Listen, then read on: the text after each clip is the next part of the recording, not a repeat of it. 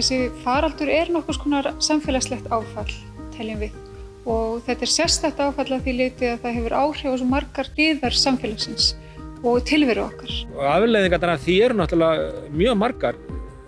Andlegar afleiðingar, sálarlegar afleiðingar, afleiðingar sem að tengjast tilfinningalífinu og samskiptum og öðru slíku. Það eru vísbendingar eignasækni eins og í heilsugæsluna.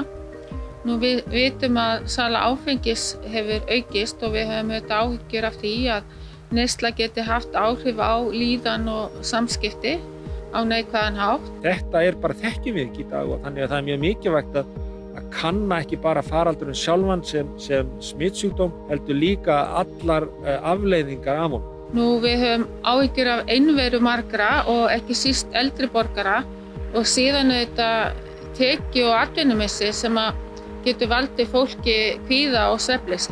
Og allt þetta getur haft áhrif á heilsufar okkar og sérstaklega andlega líðan. Og það það sem við viljum gera með því að bjóða þjóðinni að taka þátt í þessari rannsókn og skilja betur hvernig svona stór áföll hafa áhrif á samfélagið í heild. Rannsóknin fer fram á netinu, þannig að fólk skráir sig inn á heimasíðu liðanicovid.is og skráir sig þar inn með rafrænum skilríkjum og svarar spurningalista.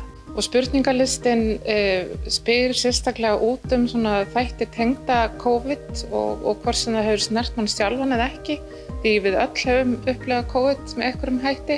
Og vanlíðan fólks og eins og segi, bara viðbrögð þeirra við því sem að gerast, geta haft þannig afleiðingar þá þeirra að gera eitthvað annað, þeirra bregðast öðruvísi við. Og þess vegna skiptir mjög miklu máli að reyna að rannsaka það þegar svona stóra krísir eru í gangi, hvernig fólki líður, hvernig það var að bregðast við og hvernig hlutinir líta út fyrir þeim til þess að næst þegar við komum í stóru verkefni, þá getum við gert betur. Og við viljum hvetja alla til að taka þátt, því að þannig getum við tekið betur stöðuna og jafnvel komið út úr faraldrinum sem betra samfélag.